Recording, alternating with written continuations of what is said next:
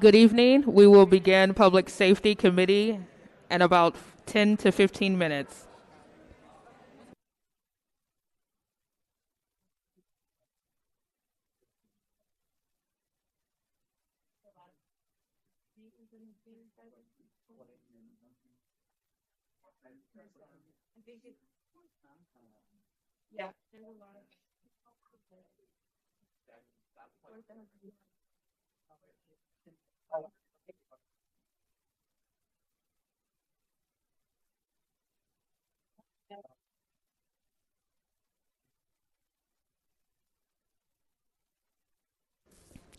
We will begin Public Safety Committee in about 10 minutes. And thank you for your patience.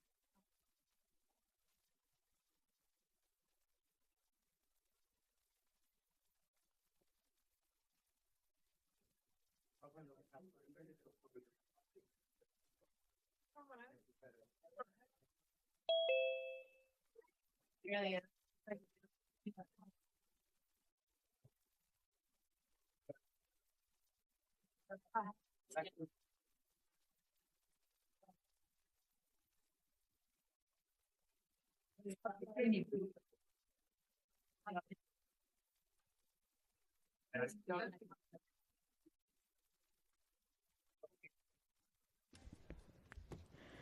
evening and welcome to the Public Safety Committee meeting for today, November 18th, 2025. The time is now 6:05 p.m. and this meeting has come to order.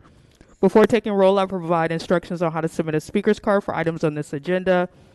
If you are here with us in chambers and you would like to submit a speaker's card, please fill one out and turn it to a clerk representative, your right, my left, before the item is read into record. Online speaker requests were due 24 hours prior to this meeting.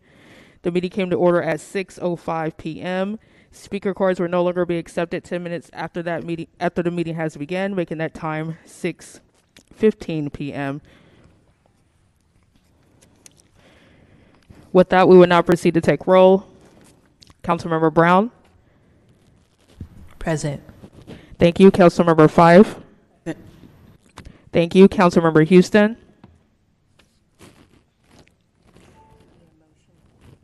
Give me 1 second.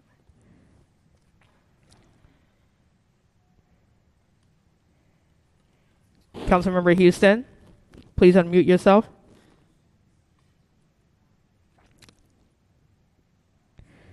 He's excused. And Chair Wong. Here. We have 3 members present, 1 excused. Houston, before we begin, Chair, do you have any announcements? Yes, I do have some announcements. This has been a really, really difficult week, especially last week for the city of Oakland. We had 2 campus shootings. We lost the great John Beam, and he was someone who gave back so much to this community and could have gone to coach to professional NFL teams, really, but he actually chose to stay here local, teaching football at Skyline at Laney College, a really uplifting disadvantaged youth, black and brown youth, to give them an opportunity. And so this is part of our charge as public safety, is to really look at the gun violence issues that have plagued our city for the last week. Beyond that, I also just want to recognize that we have some pretty contentious items on the agenda later tonight. I want to just make sure that the dialogue is respectful on both sides. I do not want anybody in the audience jeering each other, none of that. Please just, I will, if I must, use my authority as the chair of this meeting to ask people to be removed. You will be given 3 warnings, and after that, I will ask security to remove you if you cannot maintain a respectful dialogue. And this goes, again, for both sides of those of you on the debate, since I know there are very strong feelings on either side.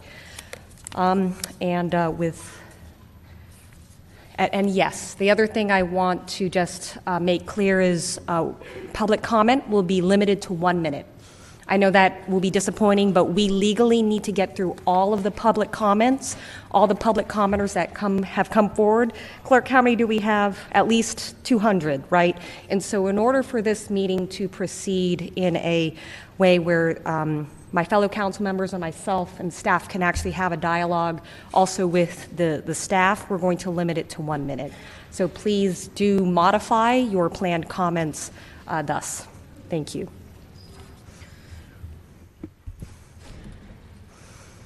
Thank you. And now we're proceeded to item 1. There are no minutes to be approved as this is a special meeting.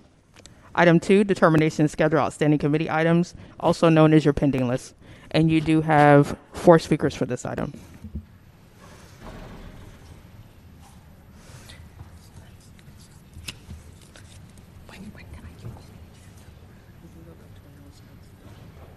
Okay, let's go back to announcements. It has been requested for the chair to go back to council announcements, and Councilmember. Yes, I will also be revising the order of the items. I just want to recognize again staff's time, including staff from the auditor's office and the Department of Violence Prevention, who do not need to stay through the entirety of tonight's debate. That incurs overtime costs and other costs to the city that we do not want to have happen. So I'm going to revise the order of the agenda to start with the performance audit, of Oakland's item number 5, the audit. Then we'll go with number 6, the report on the domestic violence activities. We'll go to 4, and then we'll go to flock. Number 3. Yeah.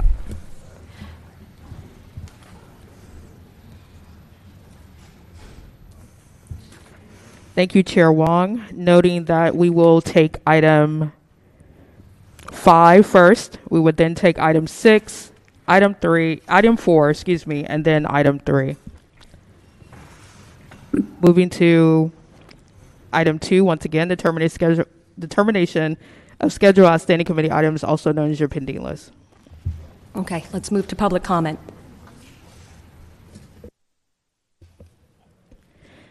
When I call your name, please approach the podium. State your name for the record. You do have 1 minute.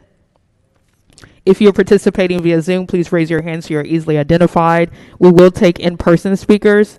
If you are in overflow and you hear your name, please make your way to the chambers. Abu Baker, Nancy Saddam, Paul Allen, and Jennifer Finley. He did call you once.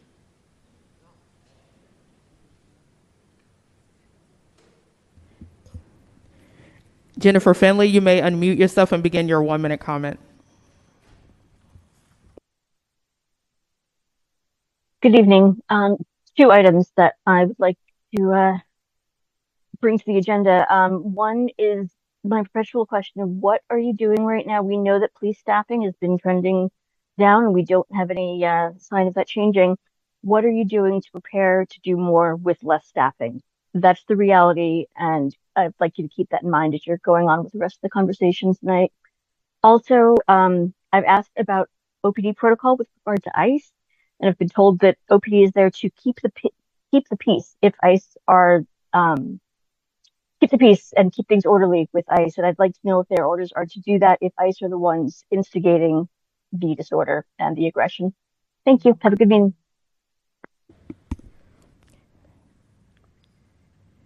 Thank you, Jennifer. Moving to our next public speaker, Blair Beekman. Please unmute yourself and begin your 1 minute comment.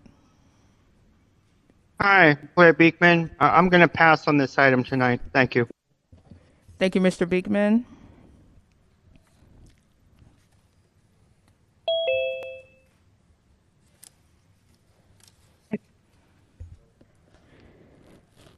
And that concludes your public comment for item 2.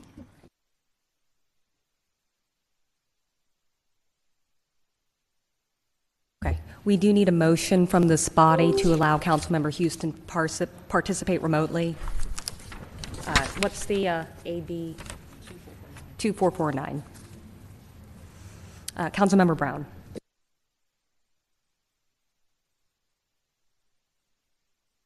Excellent. I'll make the motion. Thank you. Second.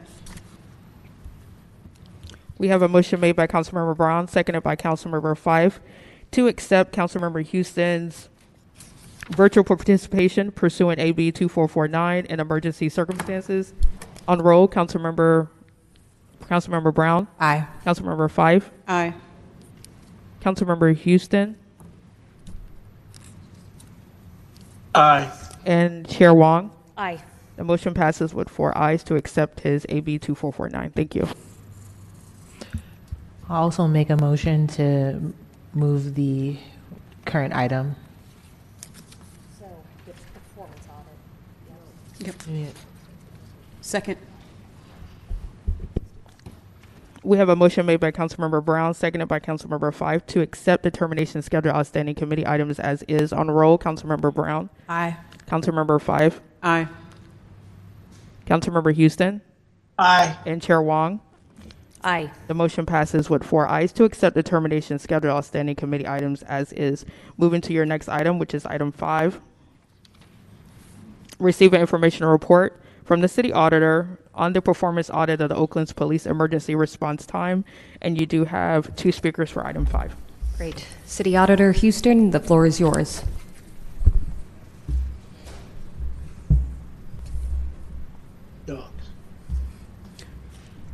Thank you, committee members. Good evening, city staff and members of the public.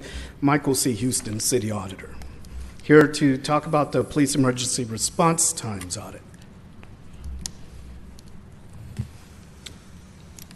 So through this presentation, I will introduce the audit team, identify the audit objective and scope, provide background, provide outline the audit findings and recommendations, and I will be here for any questions if we have time. I'm grateful to the audit team for its comprehensive and meticulous analysis during this important audit.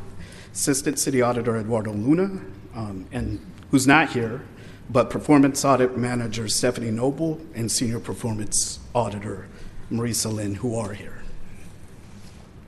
The audit objective was to assess the timeliness of the police department in responding to calls for emergency services as a complement to the Office of the Inspector General's police staffing study, which was presented in June 2025. The audit scope, or the time period covered by the audit, was 2019 through 2024.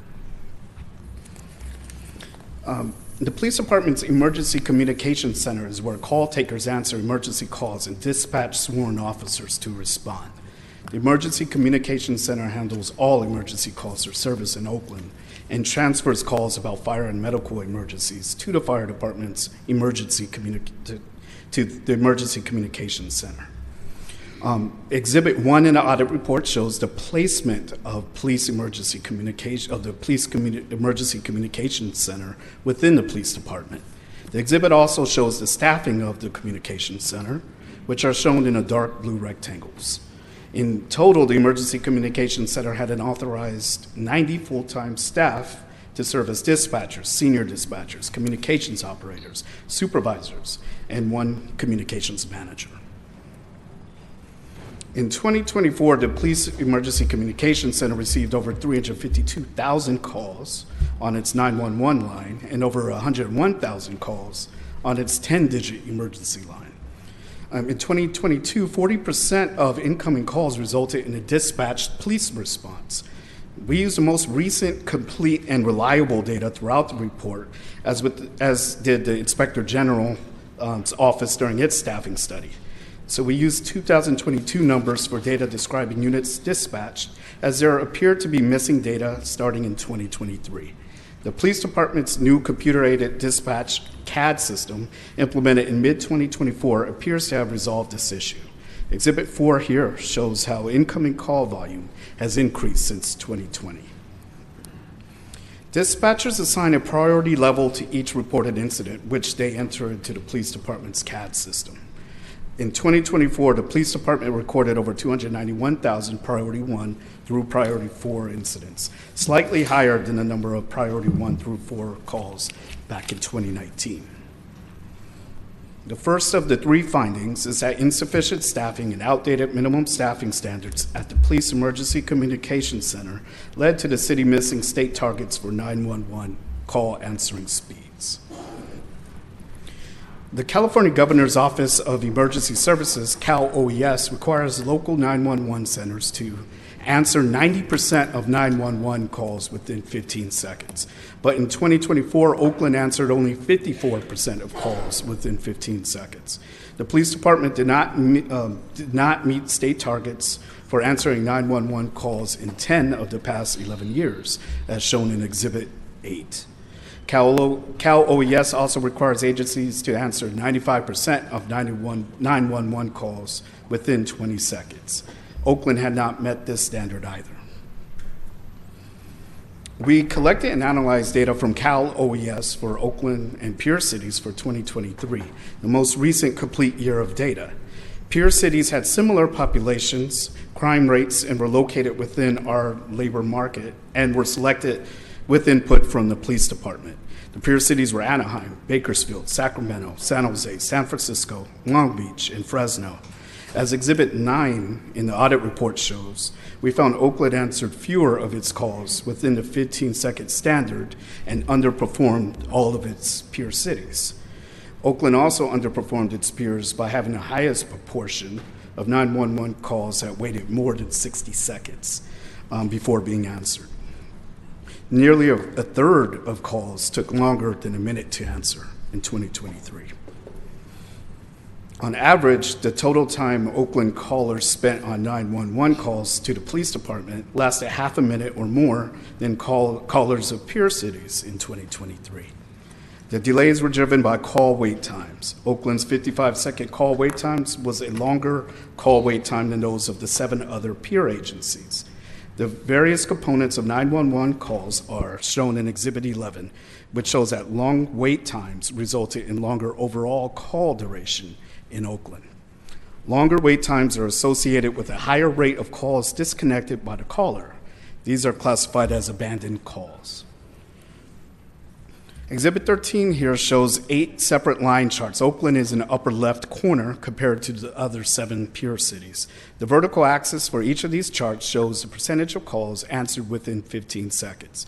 The higher the line, the higher the percentage of calls answered within 15 seconds. The horizontal axis shows each hour of the day starting at the midnight hour and ending at the 11 o'clock hour, 11 p.m. The exhibit shows how Oakland's percent of 911 calls answered within 15 seconds drops dramatically and fluctuates throughout the day, and more than other jurisdictions. This exhibit also shows the proportion of 911 calls the police department answered within 15 seconds decreased after 5 a.m. In 2023, during the 5 a.m. hour, the department answered an average of 74% of 911 calls within 15 seconds, decreasing to 35% at 8 a.m., and this drop has occurred consistently since 2015. Since 2020, vacancy rates in the Police Communications Division have remained consistently over 10%, hitting a high of 24% in 2021. Filling vacancies by improving hiring and retention efforts in the Police Communications Center is an outstanding audit recommendation our office made in an audit issued back in 2017 and has been an ongoing concern in Oakland. Vacancies mean fewer dispatchers available to meet the minimum staffing standards, increased reliance on overtime, and higher risk of burnout. Since 2020, or January 2020, the Police Emergency Communications Center was not able to consistently meet its minimum staffing standards. Current minimum staffing standards, which guide allocation of dispatch staff throughout the day, do not reflect current call volume. Highest call taker staffing levels are not aligned with an average day's peak call volume. This leads to inconsistent performance. More specifically, minimum staffing does not increase with higher call volume during commute hours, leading to a drop in 911 call answering speed. Average calls per hour increased from 6,000 to over 12,000 from 5 a.m. to 8 a.m., while minimum staffing remained constant. Assigned staffing should match demand for service. Not adjusting minimum staffing standards for workload contributes to uneven performance. There are tools available to assist the police department in updating its minimum staffing standards for call volume, including a feature in the state's Emergency Call Tracking System, ECATS. The state's model uses an agency's historical 911 call volume to estimate staffing levels needed to maintain call answering speeds within state standards and is provided free of charge to California agencies. The Sacramento and San Jose police departments use this model to help determine appropriate call taker staffing. The ECAT's recommended staffing levels are shown in the gray bars in Exhibit 21 and more closely follows the number of emergency calls represented by the red line compared to the teal bars, which shows Oakland Police Department's minimum staffing at each hour of the day. The exhibit shows that OPD's minimum staffing does not align with the call volume. We recommend that the police department use a staffing model that considers call volume, such as the one provided by the state's ECATS. We found that the police department's deviations from the state's ECATS staffing model predicted less timely handling of 911 calls. Dispatchers are trained to de-escalate and obtain essential information to assess situations, but we observed callers becoming upset when they did not know when police would arrive. Talk time increases when callers become agitated, which delays responses and ability to answer other 911 calls. Oakland's dispatchers do not consistently inform callers when their calls have been sent to dispatch. We made 2 recommendations to address outdated minimum staffing standards and improve call answering speeds. The first recommendation was to the Police Communications Division to adjust minimum staffing to reflect call volume using the staffing recommendations from ECATS as guidance. And this would include revisiting the current shift structure and adjust as needed to ensure that schedules reflect call volume and staffing needs. The second recommendation was that the Police Communications Division establish a practice of letting callers know when their incident has been referred to dispatch. Both these recommendations are in the context of the Police Department's continual efforts to fill vacancies in the Emergency Communications Center. The second finding is that limited English speakers encounter service delays due to a limited number of bilingual 911 call takers. The U.S. Census indicates 10% of Oakland households did not have an English proficient individual in 2023. The most common languages among limited English-speaking households are Spanish and Asian or Pacific Island languages, based on U.S. Census data for 2023. Just as for other city services, language could pose a barrier to obtaining assistance. The time-sensitive and life-threatening nature of emergencies make language access especially important. The city has recognized the importance of language access in its service delivery. The Equal Access to Services Ordinance requires the city to provide the same level of service for limited English speakers of languages spoken by at least 10,000 residents. In Oakland, these languages are Spanish and Chinese, and Chinese comprises Mandarin and Cantonese speakers. To process calls from limited English speakers, the police department uses bilingual dispatchers or third-party interpreters contracted through the state. For fiscal year 23-24, the Communications Division reported having 2 Cantonese-speaking dispatchers, 15 Spanish-speaking dispatchers, and 1 Laotian-speaking dispatcher. There have not been enough bilingual staff to process calls from limited English speakers, and the number of interpreter requests for 911 calls have increased since 2019, as shown in Exhibit 24. In 2024, the Police Emergency Communications Center used interpreters to handle more than 17,000 calls in 41 languages. Most of these requests, 89%, were for Spanish, 5% were for Cantonese, and 2% were for Mandarin. The process of requesting an interpreter takes multiple steps, including identifying the language, requesting interpretation, and waiting for the interpreter to get on the line. By definition, interpretation requires information being spoken twice, once in English and once in another language. Interpreted calls are on average 5 minutes longer than the average 911 call, with some languages taking longer to secure an interpreter than others. During our audit, staff reported that interpreters do not always provide quality interpretation, and delays are compounded for callers with fire or medical emergencies, as interpreters are not consistently transferred with the caller to the fire department. Exhibit 27 here shows how callers needing interpretation services in Spanish, Cantonese, Mandarin, and Vietnamese resulted in longer talk times for 911 calls. The disparity in call duration between interpreted calls and staff-handled calls is significant when every second of delay could increase the risk of life-threatening and life-altering outcomes. Administrative Instruction 145 requires the police and fire departments to conduct regular assessments to determine the department's ability to provide the same level of service to limited English speakers. Using bilingual dispatchers to take calls eliminates delays from interpretation and risk of reduced interpretation quality. The police department's target of 1 full-time employee for Spanish and Chinese each are not enough to ensure availability of bilingual dispatchers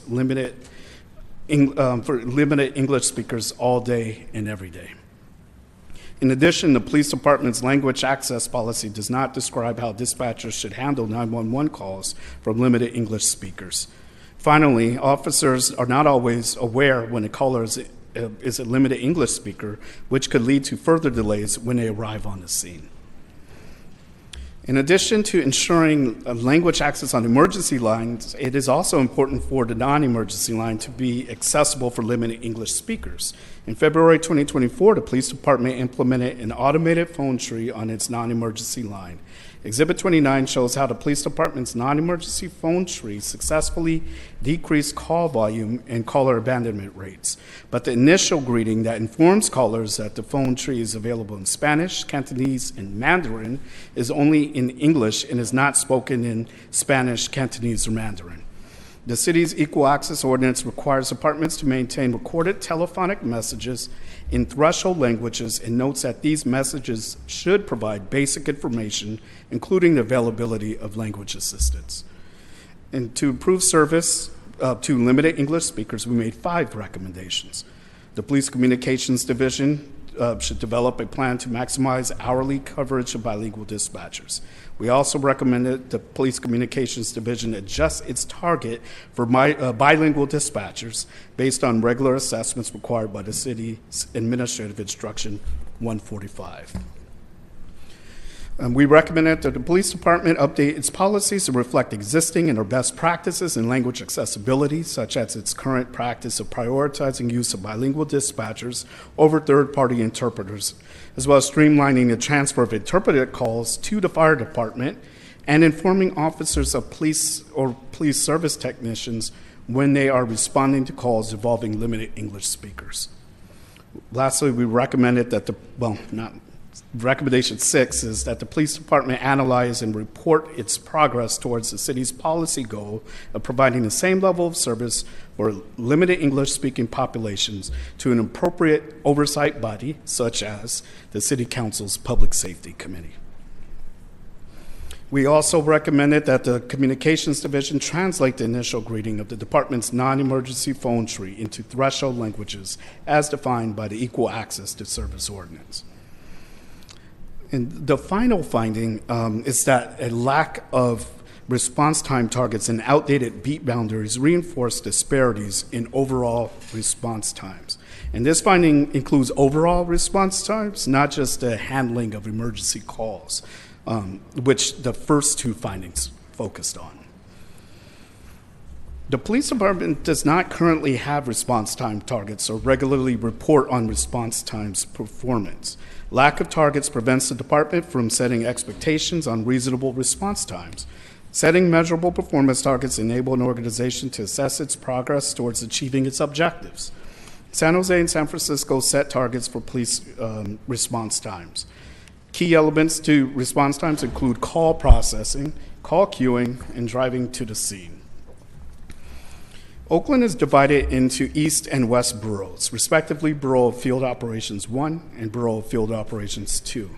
There are 35 geographic beats, 19 in the West Borough, 16 in the East Borough. Approximately 1 officer is assigned per beat per shift.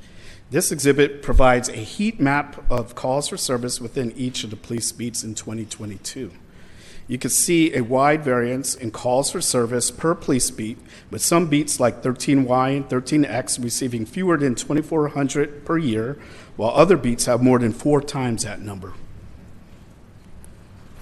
Our report dives into emergency response times for Priority 1 and Priority 2 calls. Priority 1 calls are emergencies that pose immediate threats to life. Priority 2 calls include in-progress situations with the potential for violence or damage to property, as well as incidents that have just occurred. We found that Priority 2 call response times are longer in the East Borough than in the West Borough. In 2022, the median Priority 2 response times in the East Borough were 2 hours longer than in the West Borough. Data issues precluded us from making authoritative comparisons for 2023 and 2024 data, but the disparity in median response times to Priority 2 calls in the East and West boroughs have grown. Exhibit 39 here is a heat map of the response times for Priority 2 calls within each of the police beats in 2022. You can see that none of the beats in the East Borough had median response times less than 1.5 hours, but some in the West Borough did. You can also see that there are 10 beats with median response times greater than 4 hours. All of those were in the East Borough. Longer Priority 2 response times are driven by longer officer dispatch times. Dispatch times are largely determined by when an officer becomes available to respond to a call. Priority 2 calls are dispatched by patrol area, which consists of multiple beats, not citywide, meaning that the number of responding officers are limited to within the East and West boroughs. Fewer officers in the East Borough resulted in longer officer dispatch times for Priority 2 calls compared to the West Borough. Notably, as shown in Exhibit 32, The travel times to priority 2 calls are similar within each of the boroughs. Despite similar call volume across East and West boroughs, the East borough has more priority 1 calls and calls involving violence. Because the department strives to assign 1 officer per beat, and there are fewer beats in the East borough, the East borough generally has fewer officers responding to more priority 1 and violence-related calls. According to staff, priority 1 and calls involving violence involve longer on-scene times. In 2022, we calculated the East borough had 8.9 hours of priority 1 call workload per week per officer. We estimated an additional 60 hours of officer time per week is spent to address violence-related calls in the East borough.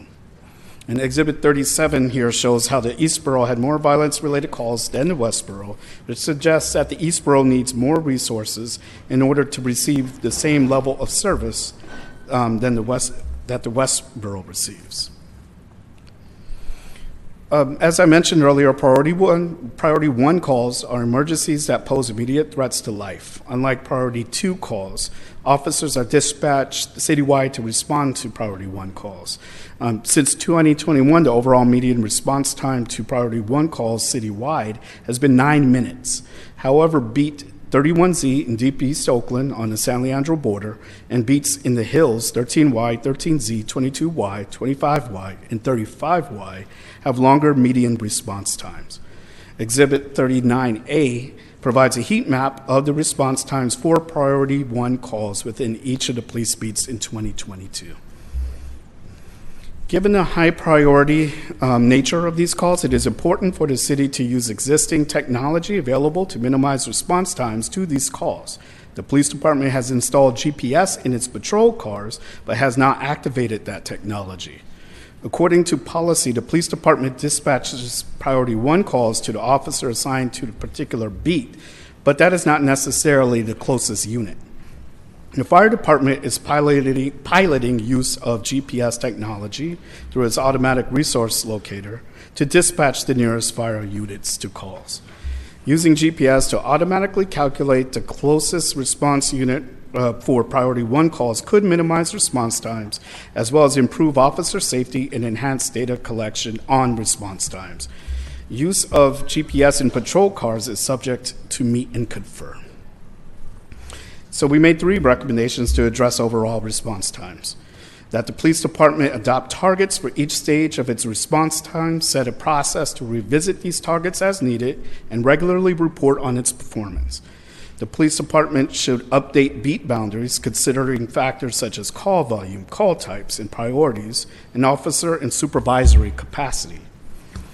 We recommended that the police department activate the GPS in its patrol cars to enable dispatchers to dispatch the nearest officer to an incident to minimize travel times. And this recommendation, again, may be subject to meet and confer. The police department responded to all 10 of our recommendations, and those responses, as well as their implementation targets, are attached to the back of the audit report. So the audit benefited from the cooperation of many departments. We thank the Office of the Inspector General, the Fire Department, the Department of Race and Equity, Office of the City Attorney, and the Information Technology Department for their support during the audit. We especially appreciate the City Administration and the staff of the Oakland Police Department for their accessibility, cooperation, and insight during the audit process. And that concludes our prepared presentation. The QR code there takes you to a contact tree through which you can connect with us in various ways. And in addition to being posted in the agenda packet, the audit report and the response is posted on our website, oaklandauditor.com. We hope to have this audit referred to the full City Council, and we are here to entertain any questions. And I also see that there's members of the City Administration and the Police Department here. Thank you so much, Councilmember Houston, for your work on this. This is so comprehensive, and you have uplifted such important issues, and what I see is honestly an abject failure of government Communities have a right to public safety, and to be clear, these 911 calls not only route police response times, but also fire and medical response. And this is showing such clear inequities in the city of Oakland. It's upsetting, but I think we should all be upset when we see this report. So thank you. I just want to just take care of a logistical thing. Councilmember Houston, do you have somebody in the room next to you who's over the age? Present in the room who's over 18? Can you disclose that? Hold on. Yes, I do. It's my mother. Okay. Can you state the name? Jodine Houston. Her name is Jodine Houston. Okay, thank you so much, Councilmember Houston. And that's City Auditor Houston, not Councilmember Houston. we that's what you had called him. Now, I was referring to you, Councilmember Houston, but yes, noted. We've got two Houstons in the room. Yes, yes. I did want to start with a few questions. One to City Administrator Joe DeVries, because it's really important that we actually act upon the recommendations. Thank you so much for outlining some very actionable things for us to do with the 12 recommendations on page 61 of the report. Can we come back to this body in 3 months to see what is the update on the implementation of these recommendations? Absolutely. We'd want to schedule it at rules, but for sure. Yeah. Okay. And I just want to note, too, that one of the communities that was highlighted in this report is the non-English speaking community. Some of the worst 911 response times are the Vietnamese and Mandarin and Chinese speaking communities that I represent in District 2. And it is, I had noted in the report that city staff are struggling with doing outreach into those communities in order to recruit those 911 dispatchers. My office, I have those connections. I want to help to ensure that we have those bilingual dispatchers in our dispatch call center. Okay.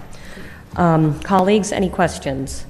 I'll go with Councilmember Fife.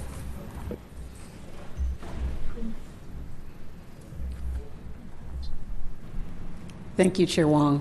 Through the chair to Auditor Houston, thank you for this comprehensive audit. I know it's a lot of work that you have to undertake with also limited staffing. So I appreciate this information, but I do have to articulate for members of the public that the City Council has no jurisdiction on determining what of the audit requirements that the Oakland Police Department can do, right? Because of our Charter Rule 218, we cannot direct them to make any changes to how they engage. Our authorization is only budgetary. So how then are you working with, or I should say the City Administrator's Office, working with the Police Department to ensure that these audit recommendations are actuated? Well, thank you, Councilmember Fife. Well, I'm encouraged that there has been a commitment to implementing the recommendations as reading the management response provided by the police department as part of the response attached to the back of the report. So there's some level of agreement, which is the first step, right? We're glad to have been able to work collaboratively with the police department. So, and we're proud that we made recommendations that really, I think, reflect the reality that the city is in. We don't have a bunch of money to throw at this, but there are things that can be done right now with existing resources to implement those recommendations. We follow up on all the audit recommendations until they're implemented. So we have our semi-annual audit recommendation follow-up process, through which we publicly report. In fact, we're going to have one on December 2nd before the City Council. We're going to be following up on all the recommendations, and that one is for the period through June 30th, 2025. But we will be hounding the administration until they're implemented. And although there is a non-interference clause whereby the City Council cannot direct staff to do anything. We really do rely on the city council to provide a strong oversight of all the departments, including the police department, and doing things like requesting, demanding updates on the progress. That's totally within the purview of the city council and this committee in particular.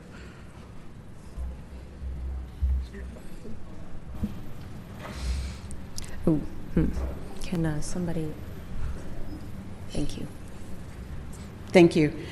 So when would be the update for the next audit that you would be coming to council with? Because I did hear Chair Wong ask for this to come back in 3 months. But if you have a regularly scheduled audit where this would be coming back anyway, when would that be?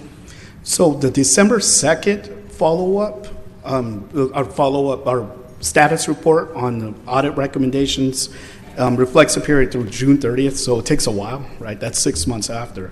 So we don't know yet when we're going to be completing it in-house, like behind the scenes, a follow-up process where we're reaching out to all the different departments on outstanding audit recommendations, getting the status and verifying the status of the audit recommendations. That's going to commence real soon, because the next one is for the period through December 31st, 2025. I don't know yet, though, when we're going to be done with the report and then when we're going to be able to present it publicly to the city council. But I will keep you posted on that. Also, if there is, if this committee wanted to have more regular updates and they wanted to bring this item to discuss, I'd be happy to come at any time. Thank you for your responses. Thank you. Councilmember Brown. I want, so the person who managed our audit recommendation follow-up process is the performance audit manager, Stephanie Noble. She can tell you more details about the timing of our audit recommendation follow-up. Councilmember, thank you for the question. So we would anticipate following up on this report for the as of December 31st, as Auditor Houston mentioned. Typically, we aim to have that out 3 months after the date, so we would expect to publish in March and then follow that up with a presentation in the spring. Thank you. Councilmember Brown. Perfect. Well, thank you so much, Auditor Houston. And just for members of the public, you can go onto the website, and there's actually been so many audits that Auditor Houston and the team have performed that have been very insightful and really working to keep us up to date. I appreciate our monthly check-ins, just kind of on some of the work.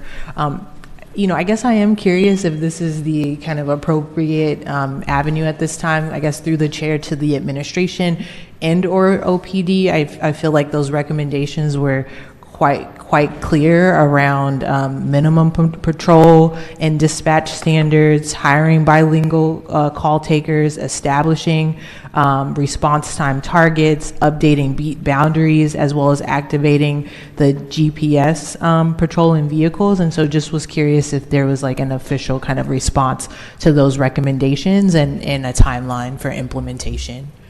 And through the chair, there is on page 85 of the report, or 86, is the city administration's response. And for each of the recommendations, there is a target date for completion.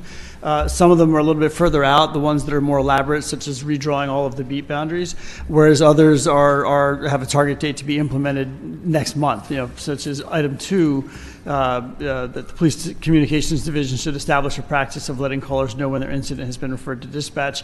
OPD is projecting that to be done, again, next month. Others, are December 26, June of 26. So each recommendation has a projected timeline based on the department's capabilities. Excellent.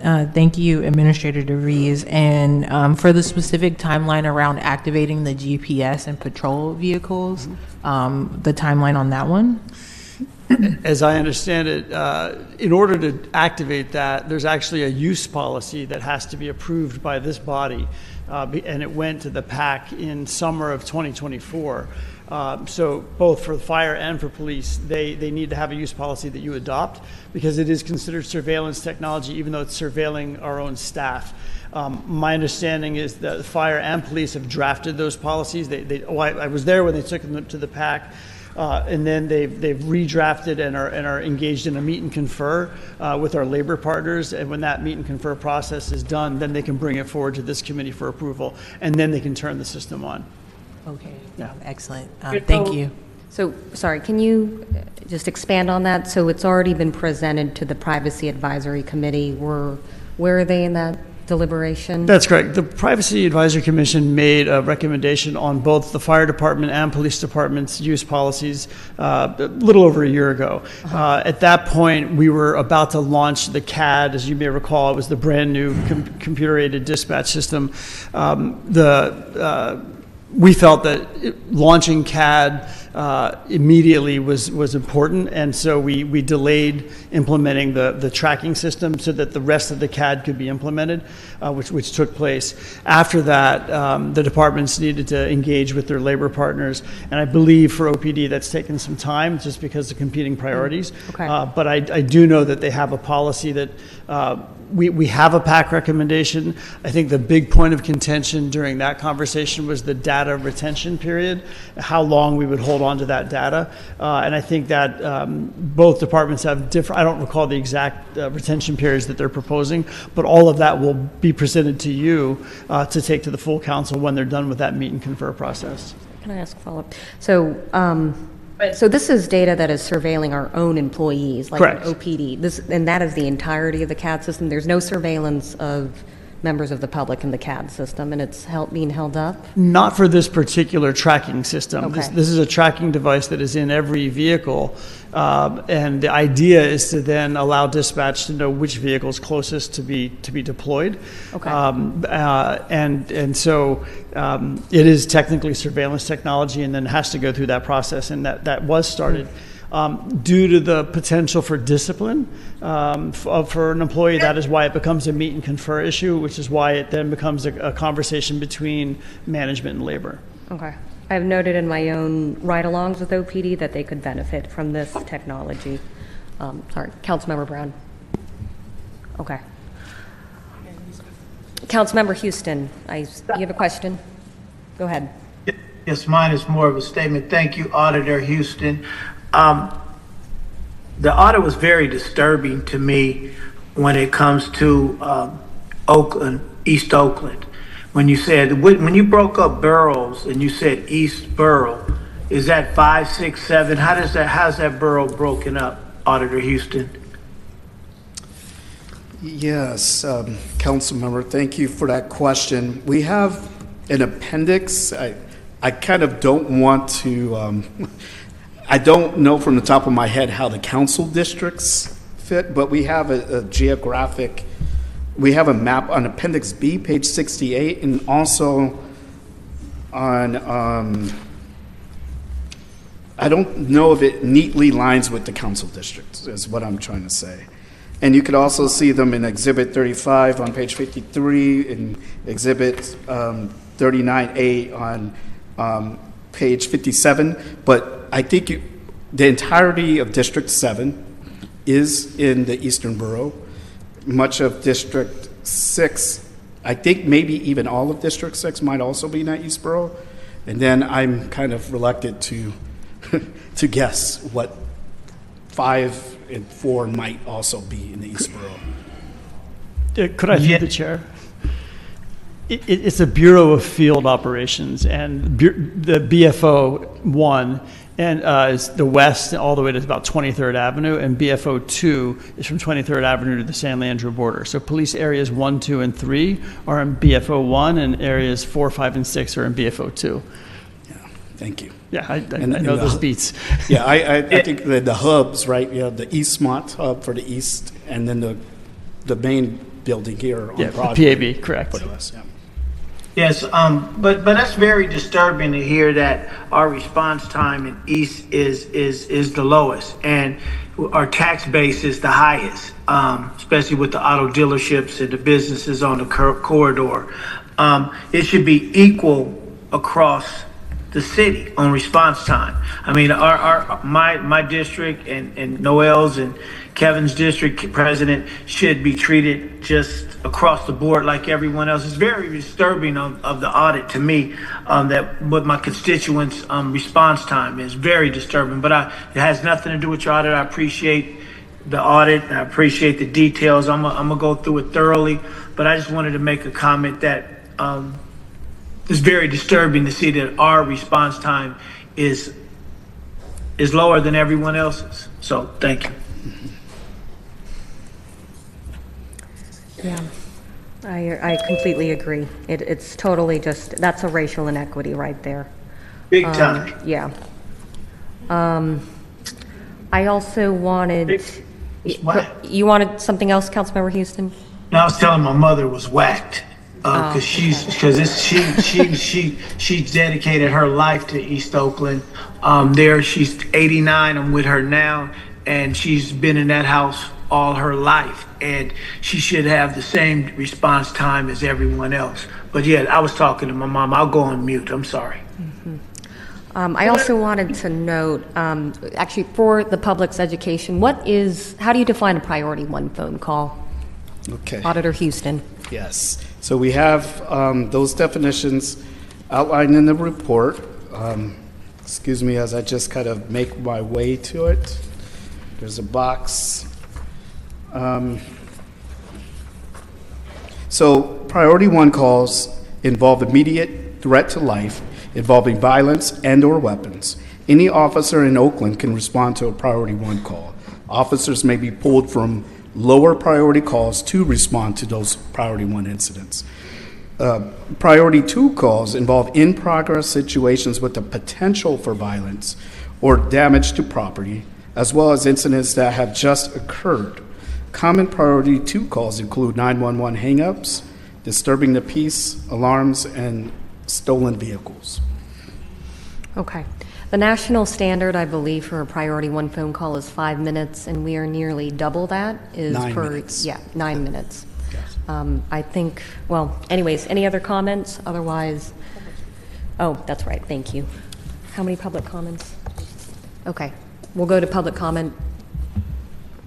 Thank you. When I call your name, please approach the podium, state your name for the record. You do have 1 minute. Please note that if you're participating via Zoom, raise your hands so you're easily identified. We will take in-person public speakers before Zoom. Rajni Mandal and Blair Beekman.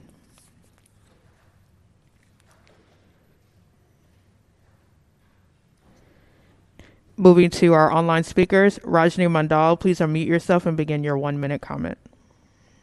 Rajni Mandal, District 4. I wanted to comment on the auditor's findings about the police beat map. I agree that we need to reassess how we distribute patrol and draw out the boundaries of police beats.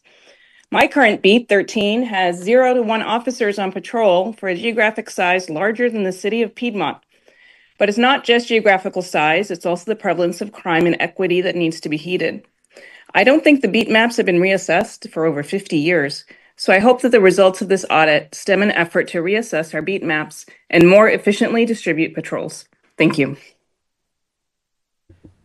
Thank you. Moving to our next public speaker, Blair Beekman. Please unmute yourself and begin your 1 minute comment. Hi, Blair Beekman. I started hacking away at better tech accountability for local Bay Area communities back in 2014. CAD things are a really important way to get accountability practices and accessibility for the everyday public. Is that still, the CAD process still accessible to the public as it used to be, just to ask? And very much of a thank you that you're talking about how to develop different languages within the city government. I've been trying for years in Oakland to ask about how we can have more languages within the city council meeting process. San Jose, where I used to live, has done some amazing good work to bridge that gap. And, you know, we came from an era of the 80s and Reagan where, you know, English only was the standard and all other languages were illegal. We haven't got out of that mind frame. We're trying to get out of that. So good luck what you're building at this time with this issue. It sounds like really important, good work. Let's hope we can work with City Council. That concludes your public speakers for item 5. With that, I'll entertain a motion. Or Councilmember 5. Can you, I'll move to receive and file this in this reporting. Does this need to go to full city council through the chair to the parliamentarian? You can either receive it here or you can move it to City Council for consideration. So it's up to you how you want to handle it. I do believe Mr. Houston suggested recommending it go to City Council, but it's up to the body how they want to handle it. So through the chair to Auditor Houston, do you want to make another full presentation at the full city council? Is that what you're requesting? I would. Yes, thank you, Councilwoman. okay, let's honor the man's request. All right, I'll make that motion. Second. We have a motion made by Councilmember 5, seconded by Councilmember Brown to receive and forward this item to the December 2nd, 2025 City Council agenda on consent on roll. Councilmember Brown. Aye. Councilmember 5. Aye. Thank you. Councilmember Houston. Aye. And Chair Wong. Aye. This motion passes with 4 ayes to receive and forward this item to the December 2nd City Council agenda on consent. Moving to Take the jacket. item 6.